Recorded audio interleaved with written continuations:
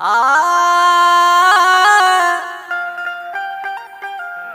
आ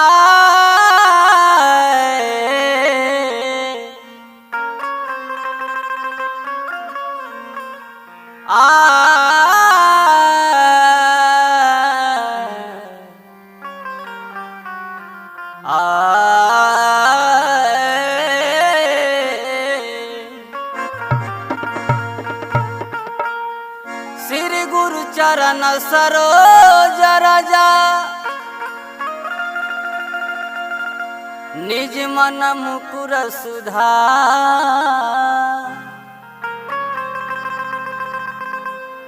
बरनहु रघुबर विमल जसो जो दायक फल चार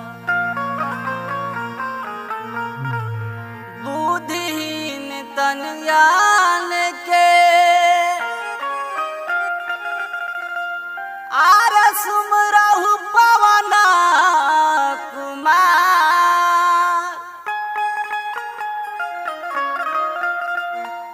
बोल बुद्धि विद्या देहु मोहि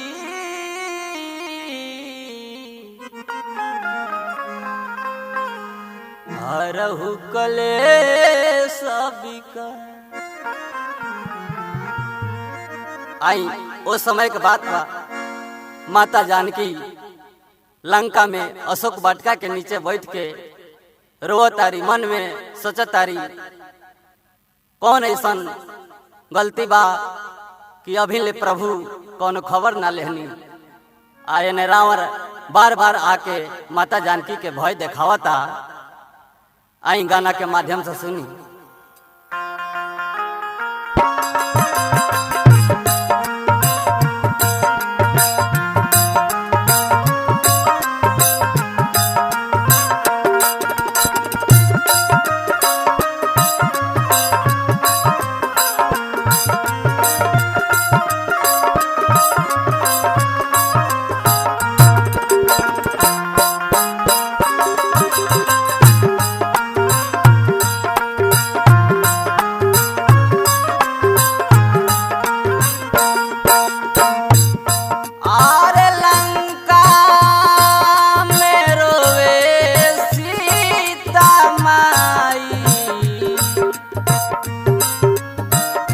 लंका में रोवे सीता माई कब रघुराई ओई है रा।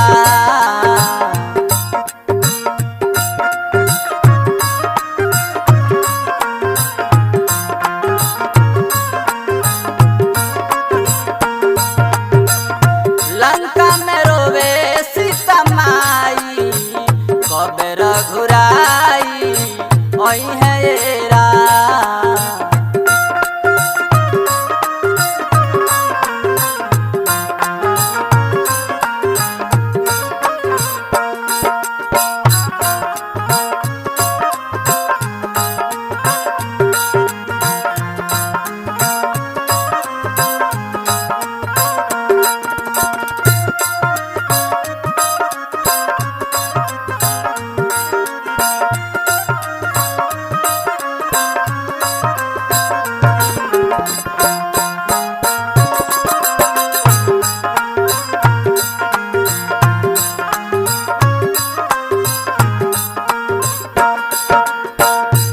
माता जानकी रोतारी झर झर नर से झर झर नैना से बरसे लालोरावा।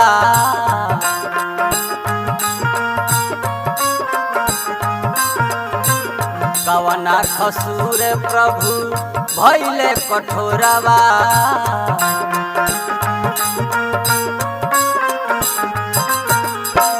झर झर नैना से बरसे लालोरावा। कवना खसूरे प्रभु भइले कठोरावा। आरे लागता की गइले भुलाई। लागता कि गईले भुलाई कब रघुराई ओहे राम।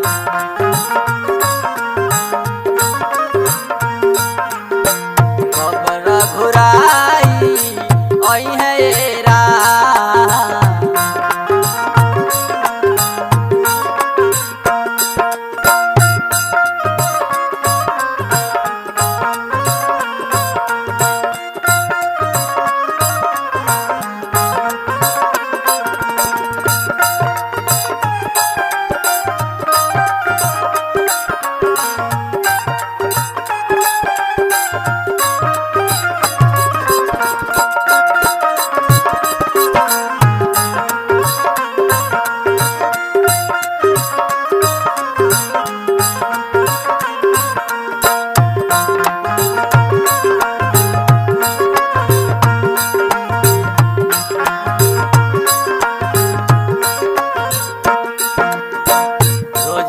के पपिया देखावे भय भारी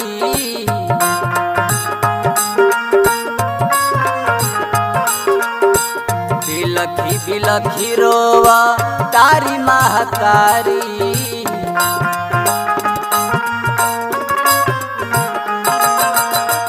रोज आके पपिया दे खावे भय भारी बिलखी बिलखी रोवा तारी महतारी। आरे बोले ना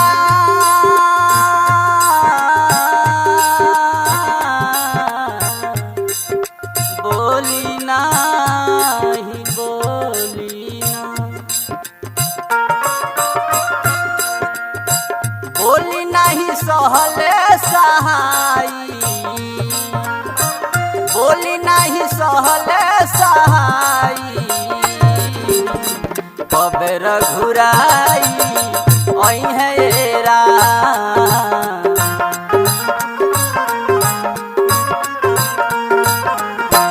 कब रघुराई ओहे राम।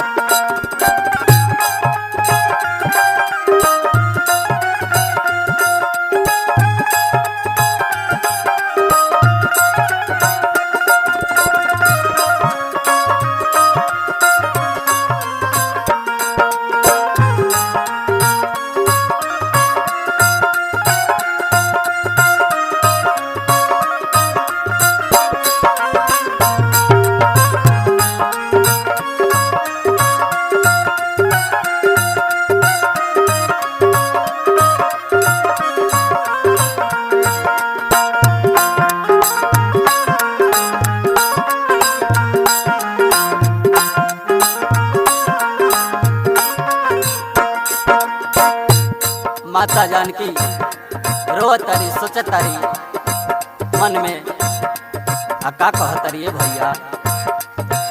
एक मन करता कि तेज दी शरीर के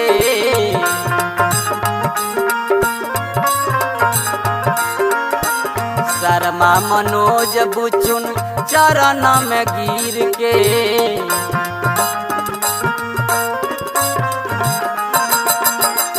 एक मन करता कि तेज दी शरीर के शर्मा मनोज बुचुन चरण में गिर के।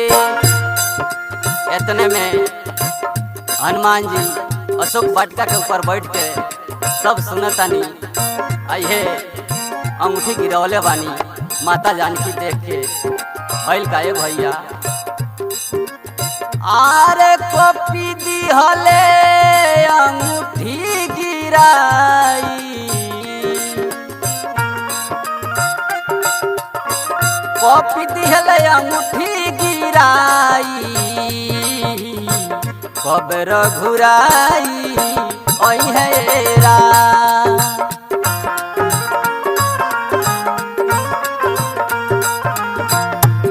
रघुराई ओई है राम।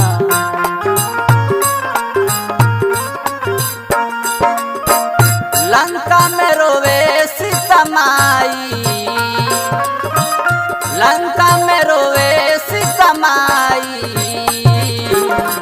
कबे रघुराई ओई है राम, कबे रघुराई ओई है